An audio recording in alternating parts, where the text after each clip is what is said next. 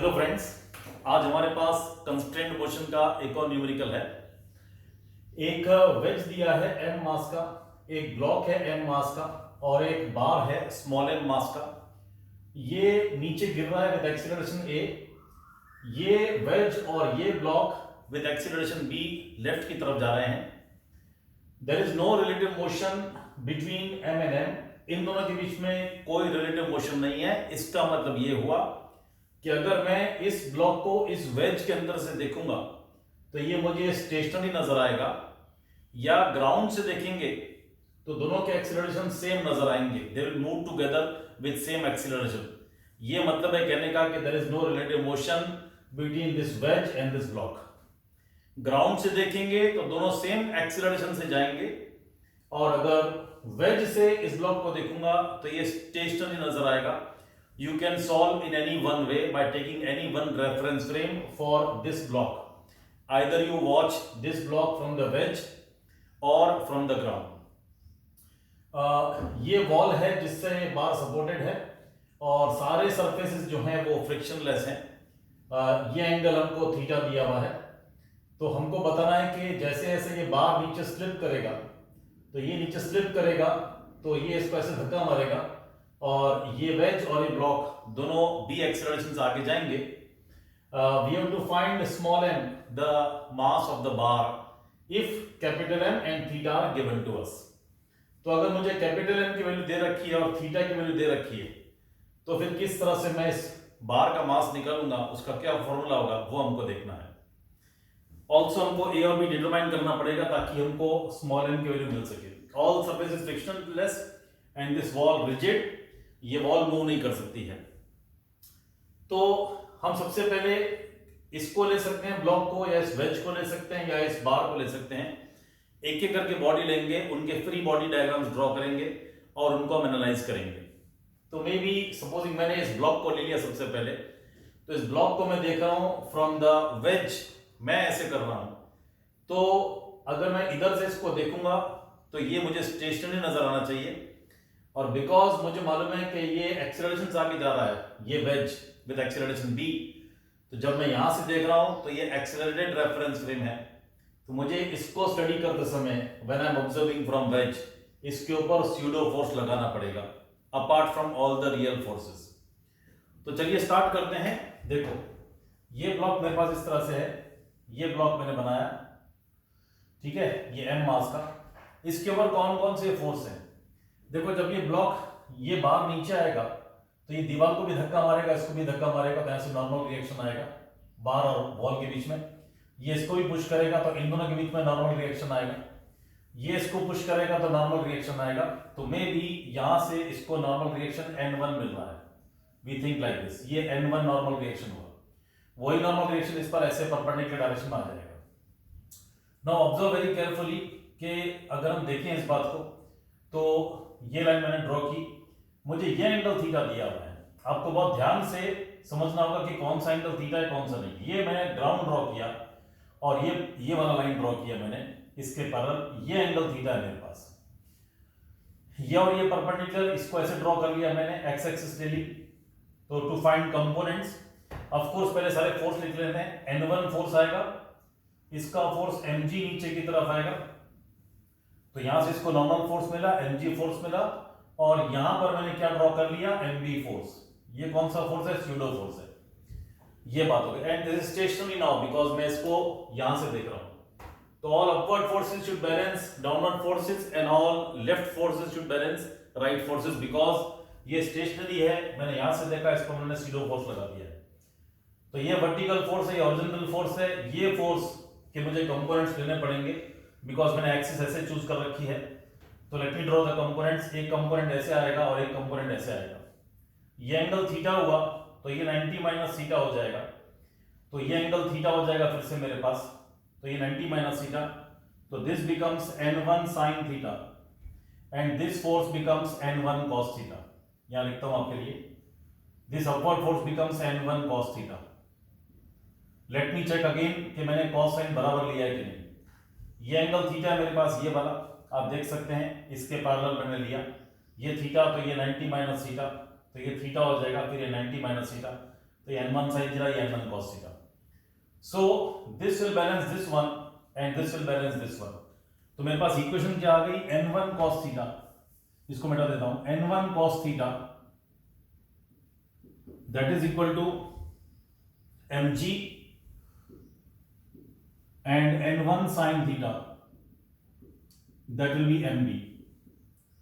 तो ये इक्वेशन हो गई 1 मेरे पास और ये इक्वेशन हो गई 2. इन दोनों को अगर हम डिवाइड कर दें, दिस अपॉन दिस कर दें, तो tan थीटा मेरे पास हो जाएगा b अपॉन g, है ना, दिस अपॉन दिस कर रहा हूं मैं, b अपॉन g. तो b मेरे पास आ गया g tan थीटा. देखो थीटा हमको गिवन है, थीटा इज गिवन, तो I come to know what is b. तो ये b मुझे मिल गया पॉइंट नंबर 3. तो मुझे इन दोनों का एक्सेलरेशन मिल जाएगा यहां से, क्योंकि थीटा मुझे गिवन है, तो b equal to g tan theta. इस तरह की बात होगी. अब देखो मुझे बिकॉज b मिल चुका है तो मुझे n1 की वैल्यू मिल सकती है, और n1 की वैल्यू तो यहीं से मिल सकती थी बिकॉज थीटा मुझे पता है. तो n1 की वैल्यू मुझे इजीली मिल सकती है कि नॉर्मल रिएक्शन कितना आएगा फ्रॉम हियर. तो n1 also I know, n1 also I know, I write over here n1 is equal to mg upon cos theta. ये हमें मिल चुका है n1, this we know from here.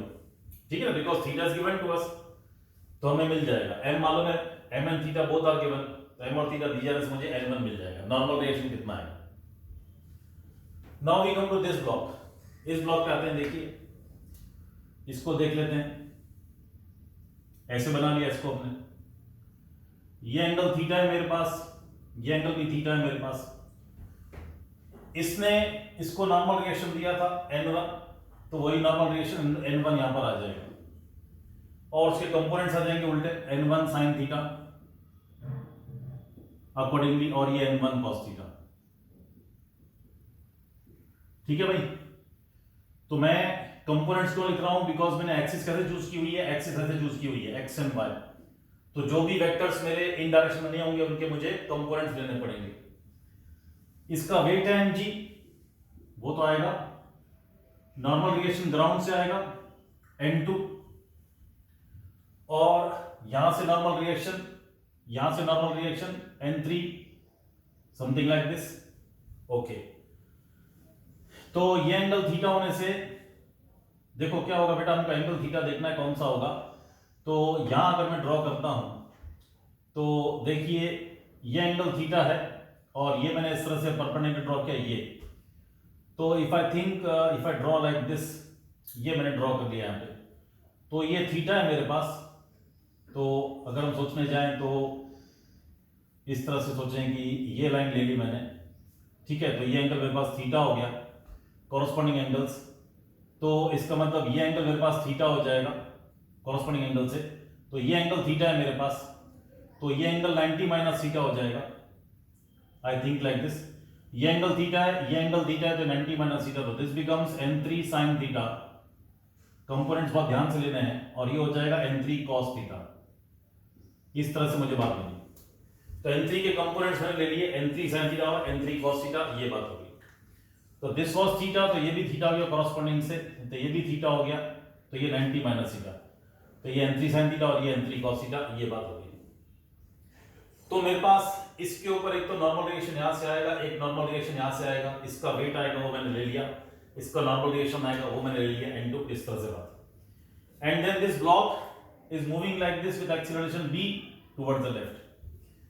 तो left forces will contribute for the acceleration. तो ये left force है और ये राइट फोर्स है, हॉरिजॉन्टल फोर्स की बात हो रही है. तो n3 sin theta minus n1 sin theta will contribute to this acceleration. I hope I made the components properly. ये थीटा होने से ये भी थीटा हो गया, ठीक है, तो ये थीटा होने से ये भी थीटा हो जाएगा, करेक्ट है. तो n3 sin theta minus n1 sin theta horizontal direction में, n3 sin theta minus n1 sin theta, that will B mb. ये इक्वेशन आ गई मेरे पास, इक्वेशन नंबर 5. और वर्टिकल की बात करें तो ये ऊपर नीचे नहीं हो रहा है, तो all vertical forces are balanced. तो नीचे की तरफ n1 cos theta, n3 cos theta और mg, ये तीन n2 को बैलेंस करेंगे. तो I have got with me n1 cos theta plus n3 cos theta n3 cos theta plus mg that will become n2। ये इक्वेशन होगी 6 मेरे पास। तो ये इस वेज के लिए हमने सारी इक्वेशन लिखी। अब देखो मुझे n1 मालूम है और मुझे b मालूम है, तो मुझे n1 पता है और b पता है, मुझे थीटा ऑलरेडी मालूम है। तो using 3 and 4 use 3 and 4 in 5 we get n3, है ना। थीटा ऑलरेडी मालूम है, n1 यहां से पता चल जाएगा, b यहां से मालूम है हमको। n1 का वैल्यू b का वैल्यू रख देंगे तो मुझे n3 मिल जाएगा। Point number 7, I come to know what is n3। तो n3 अब मेरे पास अननोन नहीं है। n1 ऑलरेडी मुझे पता है, यहां से n3 मालूम चल चुका है, थीटा ऑलरेडी मालूम है, तो मुझे n2 मिल जाएगा। ग्राउंड से कितना रिएक्शन आया अगर पूछे तो वो कर सकते हैं, n2 भी मुझे मिल जाएगा। n2 I come to know, point number 8। ये बात है। Now we come to this, ये वाला जो हमारा बार है, इस बार के लिए हम ड्रॉ कर लेते हैं डायग्राम। ये मेरे पास बार है इस तरह से, यहां पर वॉल है इस तरह से, और ये इस तरह से यहां पे। तो ये एंगल थीटा है मेरे पास, ये एंगल थीटा मेरे पास। इसके ऊपर कौन कौन से फोर्स है? देखो n3 फोर्स यहां से आया था, तो n3 फोर्स यहां से आएगा, ये n3 होगी।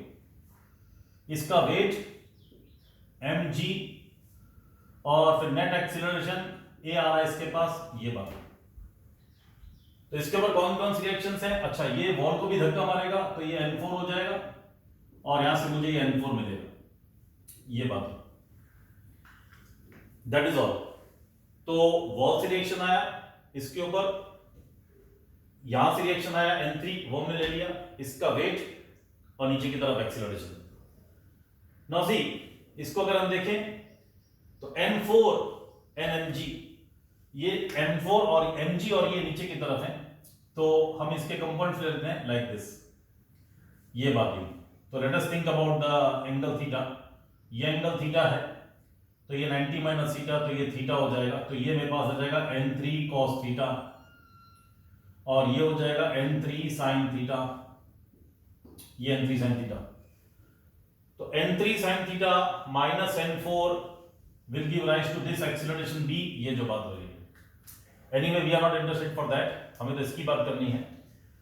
n3 sin theta and n4 will balance each other because ये रॉड ऐसे नहीं हो रही है, ये रॉड सिर्फ नीचे जा रही है, तो इस रॉड के ऊपर कोई भी हॉरिजॉन्टल फोर्स नहीं है, नेट हॉरिजॉन्टल फोर्स 0 रहेगा। तो n4 will be n3 sin theta, ये बात है। तो n4 will be n3 sin theta, n4 will be n3 sin theta. अब बिकॉज मुझे n3 मालूम चल चुका है, तो यहां से मुझे n4 मिल जाएगा। अगर वॉल से रिएक्शन चाहिए तो उसकी वैल्यू हम निकाल सकते हैं। अब वर्टिकल की बात करते हैं, mg minus n3 cos theta, that will B ma। तो right over here mg minus n3 cos theta,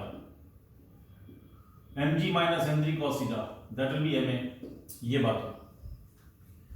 तो हमें n3 मालूम है और हमें थीटा मालूम है, हमें m और a दोनों पता नहीं है। देखो फाइंड m हमें निकालना है और a भी पता नहीं है। तो अगर हम इसी क्वेश्चन को देखें तो हमें m पता नहीं है और a अभी तक पता नहीं है।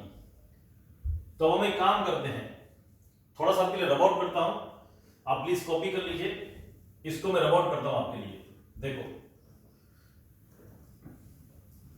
अगर आप ध्यान से देखेंगे इस चीज को, देखिए ये सरफेस को, तो ये मेरे पास ऐसे है लाइक दिस, ये वाला ब्लॉक ऐसे है जो नीचे जाना विद एक्सीलरेशन है, और ये जाना विद एक्सीलरेशन भी लेफ्ट साइड में, और ये एक्सीलरेशन है। बिकॉज ये दोनों चिपक के चल रहे हैं, तो कंस्ट्रेंड मोशन आएगा बीच में, because they are moving together, तो कंस्ट्रेंड मोशन आएगा। ये जो बार है इसको छोड़ नहीं रहा है, ये दोनों चिपके हुए हैं, that mean there is a constraint between this wedge and this bar. इसका मतलब ये हुआ कि इनकी जो कॉमन नॉर्मल है, ये जो सरफेस है इनका, जो कॉमन सरफेस है, उसके परपेंडिकुलर एक लाइन ड्रॉ करेंगे, that will be common normal. Accelerations along common normal should be same for both, ये बात हो रही है। अब ये एंगल मेरे पास थीटा था, ये वाला एंगल, तो ये एंगल थीटा हो गया, तो ये हो जाएगा मेरे पास b sin थीटा, b का कंपोनेंट b sin थीटा, और ये एंगल थीटा होने से इसका एक्सीलरेशन कितना हो जाएगा, a cos थीटा।